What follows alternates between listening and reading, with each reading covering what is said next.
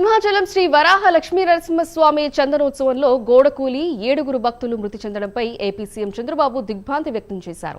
భారీ వర్షాలతో గోడ కూలడంతో ఈ ప్రమాదం జరిగిందన్నారు. మరణించిన వారి కుటుంబాలకు ఆయన ప్రగాఢ సానుభూతిని తెలియజేశారు. అలాగే మృతుల కుటుంబాలకు 25 లక్షలు, గాయపడ్డ వారికి 3 లక్షల రూపాయల చొప్పున సీఎం చంద్రబాబు ఎక్స్గ్రీషియా ప్రకటించారు. బాధితుల కుటుంబ సభ్యులకు దేవాదాయ శాఖలో అవుట్ సోర్సింగ్ ఉద్యోగం ఇవ్వాలని నిర్ణయించారు.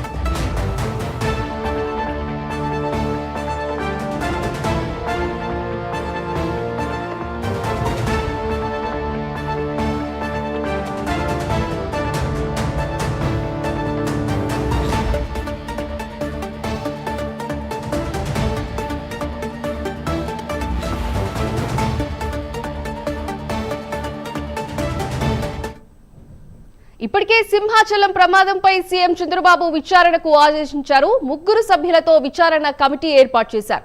మరోవైపు సింహాచలం ఘటనపై సీఎం చంద్రబాబు ఉన్నత స్థాయి సమీక్ష నిర్వహించారు. జిల్లా కలెక్టర్, ఎస్పీతో పాటు వివిధ విభాగాల ఉన్నతాధికారులతో ఆయన టెలికాన్ఫరెన్స్ నిర్వహించారు. ఘటనకు గల కారణాలు, క్షేత్రస్థాయిలో అందుతున్న సాయం తదితర అంశాలపై అధికారులకు ఆయన వివరించనున్నారు. ఇప్పుడు తీసుకోవాల్సిన చర్యలపై సీఎం దిశానిర్దేశం చేశారు.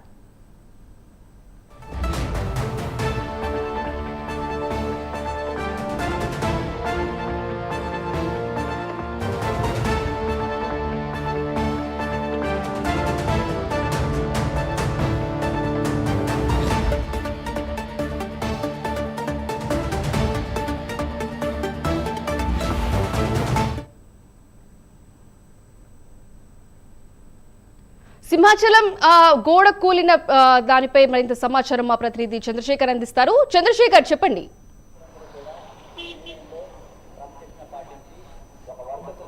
సింధు, ఏదైతే 1000 ఏళ్ల చరిత్ర కలిగినటువంటి విశాఖ సింహాచలంలో ఉన్నటువంటి ఉత్తరాంధ్రలో ఇలవేల్పు, ఉత్తరాంధ్రలో ఆరాధ్య దైవమైనటువంటి శ్రీ వరహ లక్ష్మీ నృసింహ స్వామివారి ఆలయంలో ఈరోజు ఉదయం 3 గంటల 15 నిమిషాల ప్రాంతంలో పెను ప్రమాదమే చోటు చేసుకుంది. ఈ ప్రమాదంలో దాదాపు కూలినటువంటి గోడ ఏదైతే ఉందో, ఈ గోడ కూలి దాదాపు 7 అయితే మృత్యువాత పడినటువంటి పరిస్థితి ఉంది. ప్రధానంగా ఆ ఆలయానికి వచ్చేటటువంటి స్వామివారి నిజరూప దర్శనం అయితే ఈరోజు ఇవ్వనున్నారు. నిజరూపంలో దర్శనం ఇవ్వనున్న నేపథ్యంలో రాత్రి 11 గంటల ప్రాంతంలో ఏదైతే సింహాచలం దేవస్థానానికి సంబంధించినటువంటి ఆలయ ప్రాంగణంలో క్యూ లైన్లు అయితే ఏర్పాటు చేశారో, ఆలయ క్యూ లైన్లో ఏర్పాటు చేసినటువంటి ప్రాంగణంలోనే ఉన్నటువంటి ఏదైతే 300 రూపాయలకు సంబంధించినటువంటి క్యూ లైన్లో ఉన్నటువంటి ఆ సాధారణ భక్తులు వారంతా కూడా మరికొద్ది సేపట్లో స్వామివారిని దర్శించుకుంటారనుకునే సమయంలోనే పెను ప్రమాదం అయితే చోటు చేసుకుందని చెప్పుకోవచ్చు. ఏదైతే అక్కడ ఉన్నటువంటి గోడ ఏదైతే ఉందో, ఆ గోడ ఒక్కసారిగా వారిపైన కూలిపోయిన పరిస్థితి ఉంది. ఈ నేపథ్యంలో దాదాపు ఆ గోడ మట్టి పిల్లల కింద ఉండిపోయినటువంటి ఆ శిథిలాల కింద ఉండిపోయి 7 అయితే ప్రాణాలు అయితే కోల్పోయిన పరిస్థితి కనిపిస్తుంది. ముఖ్యంగా చూసుకుంటే ఏదైతే ఇక్కడ జరిగినటువంటి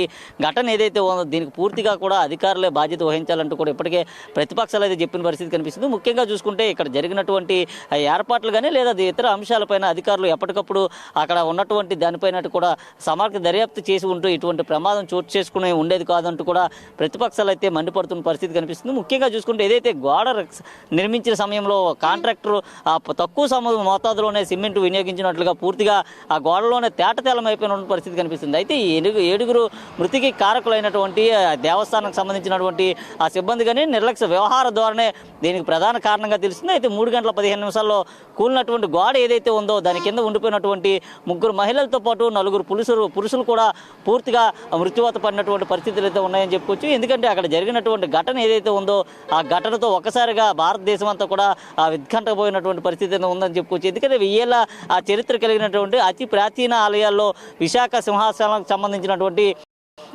సింహాపన్న ఆలయం, ఈ ఆలయంలో ఇటువంటి ఘటన చోటు చేసుకోవడమే ఇదే మొదటిసారి. ఇటువంటి ఘటన చోటు చేసుకోవడంతో యావత్ భక్తులైతే కూడా పూర్తిగా భయాందోళనకు గురైనటువంటి పరిస్థితి ఉంది. ముఖ్యంగా చూసుకుంటే ఏదైతే దీంట్లో పూర్తిగా కూడా నిర్లక్ష్యం అనేటువంటి ధోరణే కనిపిస్తుందని చెప్పుకోవచ్చు. ఇటు ఈవోతో సంబంధించినటువంటి నిర్లక్ష్యంతో పాటు అలాగే ఏదైతే నిన్న జరిగినటువంటి టికెట్ల పంపిణీలో కూడా పూర్తిగా కూడా ఈవో నిర్లక్ష్యంగా వ్యవహరించారంటూ కూడా పెద్ద ఎత్తున అయితే ఆరోపణలు వినిపించాయి. అలాగే ఏదైతే ఆలయానికి సంబంధించినటువంటి ఏర్పాట్లు ఏవైతే ఉన్నాయో ఏర్పాట్లలో అక్కడ నిర్మించినటువంటి రక్షణ గోడలు లేదా ఆ బారికేడ్ సమయంలో కూడా పూర్తిగా కూడా నిర్లక్ష్యంతోనే వ్యవహరించినట్లు తెలుస్తుంది. ఏదైతే పైన జరిగినటువంటి ఆ బీభత్సమైనటువంటి గాలులు వీయడంతో ఆ పెనుగాలి సందర్భంగా పైన వేసినటువంటి రేకులన్నీ కూడా ఒకసారిగా ఎగిరిపోయినటువంటి పరిస్థితి కూడా విజువల్స్లోనే మనకు కనిపిస్తుంది. ముఖ్యంగా చూసుకుంటే ఏదైతే ఇంత నిర్లక్ష్య కారణంగా వ్యవహరించినటువంటి ఏర్పాట్లపైన ఎప్పటికప్పుడు జిల్లా అధికారులు అలా జిల్లా కలెక్టర్ కూడా సమీక్ష నిర్వహించినప్పటికీ పూర్తిగా నిర్లక్ష్య ధోరణే దీంట్లో కొట్టొచ్చినట్టుగా కనిపిస్తుంది. అయితే ప్రమాదం జరిగే సమయంలో ఏపీ ఎస్డీఆర్ఎఫ్కి సంబంధించిన బృందం తప్ప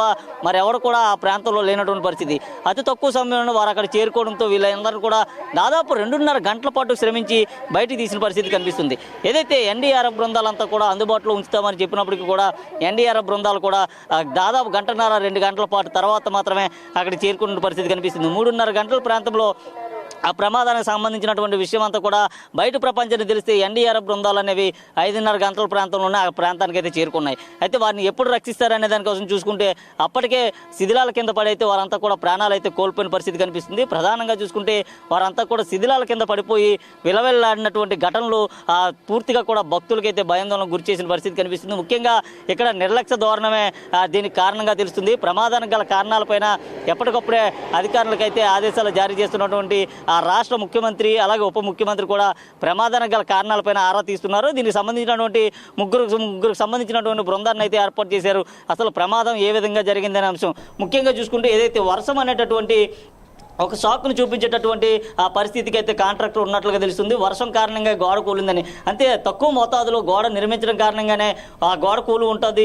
ఈ గోడ కారణంగానే వాళ్ళందరూ కూడా మృతి చెందారంటూ కూడా ఇప్పటికే పూర్తిగా రాష్ట్ర ముఖ్యమంత్రి ఉప ముఖ్యమంత్రి కూడా దిగ్భ్రాంతి అయితే వ్యక్తం చేస్తున్నారు. అలాగే మృతుల కుటుంబాలకి 25 లక్షల చొప్పున కూడా రాష్ట్ర ప్రభుత్వం ఎక్స్గ్రేషియా కూడా ప్రకటించిన పరిస్థితి కనిపిస్తుంది.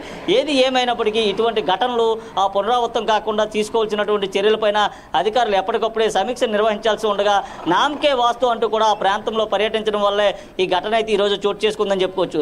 ఇందుకు బాధ్యులైనటువంటి ఈవోతో పాటు అయితే ఆ కాంట్రాక్టర్ ఎవరైతే ఉన్నారో కాంట్రాక్టర్తో పాటు అక్కడ వర్క్ చేసినటువంటి వారందరిపైన కూడా చర్యలు తీసుకోవాలి. ఏదైతే అక్కడ నిర్మించినటువంటి గుడారాలు ఉన్నాయో లేదా టెంట్ హౌసెస్ ఉన్నాయో అవన్నీ కూడా తాత్కాలికంగా ఏర్పాటు చేసిన ఇవన్నీ కూడా పూర్తిగా నిర్లక్ష్యంతో ఉన్నట్లుగా కనిపిస్తున్నాయి. పొద్దున్న వీచినటువంటి గాలి ఏదైతే ఉందో ఆ గాలి వాటానికి రేకులు ఎగిరిపోయినటువంటి పరిస్థితులు కూడా ఉన్నాయి. ఒకవేళ ఆ రేకు ఎవరికైనా తగిలితే పూర్తిగా కూడా కౌచిపోయేటటువంటి పరిస్థితి కూడా ఉంది.